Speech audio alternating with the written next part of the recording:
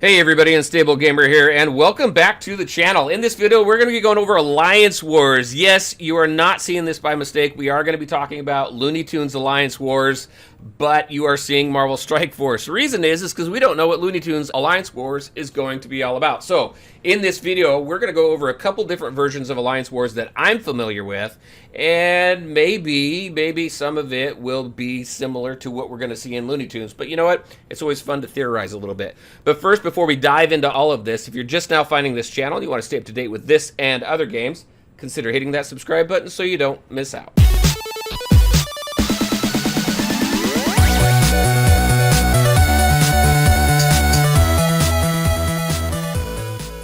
All right, and welcome back. Okay, so Alliance Wars. We know Alliance Wars is coming to Looney Tunes. We just don't know when. So let's take a look at a couple different versions that I'm familiar with in two games that I play. Number one is Alliance Wars in Marvel Strike Force. Now, we're not going to go too in-depth. I will go over kind of the basics of what Alliance Wars is for this, as well as what Club Conquest is in Disney Sorcerer's Arena, which is a version of Alliance Wars as well, and it is very different from this. So in this one here, I mean, Alliance Wars is Alliance Wars. It's Alliance against Alliance. In this version here with Marvel Strike Force, it's one Alliance against another Alliance. So you see my Unstable Marvel Fanatics is up against Galaxy Crusaders here. And obviously the point to any Alliance Wars is to score the most points. So let's just take a look at what this looks like. So in this game, you have two helicarriers. One is yours and one is your opponent's. I hit the battle button. We go in, and this is what it looks like. So this is my opponent's helicarrier, and what we have here is we have a bunch of different rooms, and each room gives buffs to that team on the attacking side. So if I go into here, if I go into the bridge here, tap into there, and there are the teams that are guarding this bridge. And if I go ahead and knock this bridge out, you can see up there I'll get 200 points. It's not always ideal to go for the rooms with the most points right off the bat, though, because you want to weaken the other team by getting rid of some of the other buffs. So specifically here, this room here, if you take a look at here, it says room apply counter to defending allies. So when I go in and I fight these guys, the defending allies on my opponent's side is going to have counter. Also, you can see over here, there's this bonus right here, War Room bonus. So the med bay is up, so they're getting a plus 40% max health to all defending allies. Security is up as well, so adjacent rooms, so one on either side, apply defense down to the attacking enemy. So I go in here, my team's going to have defense down, their team's going to have counter, they have more health. It's just that's just how these different rooms work, and it's very cool, and that's why you want to strategically get rid of rooms to weaken the other side. Go for the med bay so that you reduce health, things like that. And each room is just a little bit different. If I go into this room over here, so we got the med bay, so there's the health right there. I couldn't see which one I clicked on. If I go to this one here, that's the security that applies the defense down to the attacking enemies on either side. Reactor up here. This one gives apply disrupt to attacking allies, which is a debuff. 100 points for this room right here, and so that's pretty cool. So this that's how this works. Now, what about my helicarrier? If I go ahead, I go over to boost. Now this is my helicarrier, and this is what they're doing to me right now, or my alliance's helicarrier, and this is what they're doing to us right now. So we have a cargo bay too. If you go in here, you can see apply 8 positive effects randomly to defending allies. So my team, our team in here, is going to get 8 positive effects, which is really cool. All right, there's also this thing called boost. So you can, in this, a boost or a buff, if I go ahead and buff that team, it just makes that team a little bit stronger in there. So one of the things in this game in particular is you want to go in and you want to boost the room, boost the defending your defending allies before they can take you out. But you only have you have a limited number of boosts.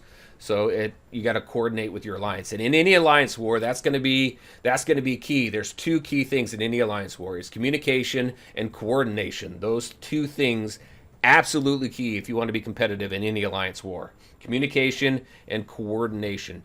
And you definitely want to put some people in charge. You want some captains who are going to run it, because it's not an easy job to run an alliance war. I mean, some people put a lot of time and effort into it, and can get really, really competitive. So that right there is the gist of this alliance war. 2 helicarriers. You can boost your own guys. They can boost their team as well.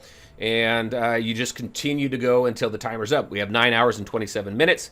We're at 6:30 against a 3:20. Now, one thing also to remember is sometimes, depending on time zones, I don't know how the Looney Tunes one is going to work. But obviously we have alliances that cross time zones and stuff like that as well. So sometimes you may be getting the upper hand. These guys right here, Galaxy Crusaders, they may be, I just call sleepers, because at the very end, when there's like an hour left, they can come in and they can just hammer us when we've pretty much spent everything, right? And to try and catch up and try and win that alliance war. All right, so that is Alliance Wars in Marvel Strike Force. A couple cool things. We do have a leaderboard. You also have a participation thing there, so you can see who's contributing and who's not. That way you can crank down a little bit if you need to. And then just one other thing here. Typically in Alliance Wars, you're going to see something like this. You're going to see rules. That's going to give you an idea of how it works. Okay, of how it works, what to do, a few tips, things like that. All right, so let's go ahead and jump into Disney Sorcerer's Arena, and I'll show you Club Conquest over there. It is very, very different. All right, so this is Club Conquest. In Disney Sorcerer's Arena, alliances are clubs. Now, this is very, very different from what you just saw in Marvel Strike Force. So if we take a look here, this one is 3 alliances going at each other. This Club Conquest is over, and Disney Titans just dominated us. We do really well. We do really well in this one. The leaders in this alliance are absolutely fantastic. They do great with the coordination. Disney Titans, they are at like the top when it comes to the alliances in this game right now. This game, again, just as a reminder, is in soft launch. It's in different countries. I think this one right here, I downloaded from the New Zealand source, so I know it's there. What you do is you start off, you have your team start off here, and you have towers that you need to defend. And then you have a team over here for your A team, and then an alliance over here, or a club over here for your B team. They all have, all 3 of us, all 3 alliances have, this one looks a lot more complicated. All 3 alliances have towers that they need to defend. So everybody goes ahead and they get into the game, and they go ahead and they stack these towers up. I don't think I can show anything, no. So when you go in there, you can put a certain number of defenders on that tower, and in order to take that tower or crumble that tower, then you need to defeat all the defending teams, and as you are defeating these towers, then you're gaining points in order to win the alliance. And that's pretty much it here, except this has quite a few different stages as far as that goes. So if we go into here, let's just go ahead and take a look. Here's the info thing again, right? So in this grand scheme here, you set your defensive squads to protect your club's bases, right? You defeat opponents' captured bases and control more bases to earn points and win better rewards. That's the overall gist of it. You saw Disney Titans just dominated that whole thing. But when you take a look here, look at this. This is the schedule. I wish, well, actually, Marvel Strike Force, it doesn't really need a schedule, because all you do over there is it starts the war, it goes for 24 hours, and then it ends. That's it. But you have different start times. You can choose one of 3 different start times for Marvel Strike Force. For this is a static start time. So as you can see, registration starts on Fridays, matchmaking starts on Saturdays, and let's see, matchmaking and planning is all on Saturday. And then on Sunday, you have attacking. Then there's a regroup phase. And then on Monday, you regroup and you attack. And then on Tuesday, another regroup and attack. And then Wednesday, another regroup and attack. So there's a couple different regroups. And I haven't dove too deep into all the ins and outs of that. But I think it's once you, it continues to do that until you hit a certain threshold of points or towers taken over or something. Once the system determines that you're going to win no matter what, I think it stops. I think there's a point threshold or something like that. Something I got to take a look at. So it says requirements to participate. Only clubs with at least 10 registered club members can participate in Club Conquest. I don't notice that. I don't remember anything like that from Marvel Strike Force. There could be. But we see that for an alliance to be able to participate in Alliance Wars, as you see here, there's a minimum number of alliance members required in an alliance. So I don't know if that's going to be something that that Looney Tunes has, or if Looney Tunes is going to have a schedule like this, or if it's going to be similar to Marvel Strike Force, where it's just a one and done. Marvel Strike Force has wars 3 times a week, so it's Tuesdays. We have Tuesdays, Thursdays, and Saturdays. This one right here, it's once a week, but it's a long conquest. So this is more of kind of a long game, whereas Marvel Strike Force, you just hit it 3 times a week. And then you have different phases here. It goes into a little bit as far as what each one of this is, what you want to do, capturing bases, things like that. But like I said, look at this. It is long. The regroup phase. During the regroup phase, players cannot attack, and conquest points are not generated. I think that's kind of a replanning. So you see where everything is, and then you determine your next series of attacks after that. And then you've got your rewards. Rewards are pretty cool in here. I can't go into the rewards, can I? Yeah, we can. You can go in here, and you have different reward levels. You have rare, you have epic, and you have just normal right there. So you can see, like for me right here, these are the rewards that I got. Davy Jones, he's specific to Conquest. I don't know if there's going to be anything like that in Looney Tunes, but it's pretty interesting. So before this game here came out with Club Conquest, I was only familiar with one way to do Marvel Strike Force, to do an Alliance War. So there's a couple different ways there. I'm very curious to know how Scopely is going to do Alliance Wars in Looney Tunes.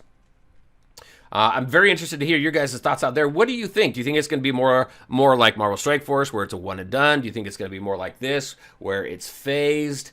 Do you think it's going to be Alliance versus Alliance, or do you think it's going to be multiple alliances in Alliance Wars? It'd be very interesting to hear you guys' thoughts. We can theorize and theorycraft all we want in the comment section below, and then when it finally comes out, we can revisit the video and see if any of us was right. One thing I did notice, though, so I did ask in the video when I was talking about Alliance Wars if anybody scoured the screen to try and find what that theme was. And I'm going to show you what most people in the comment section thinks the theme is for Looney Tunes. So give me a second. We're going to jump over into that game.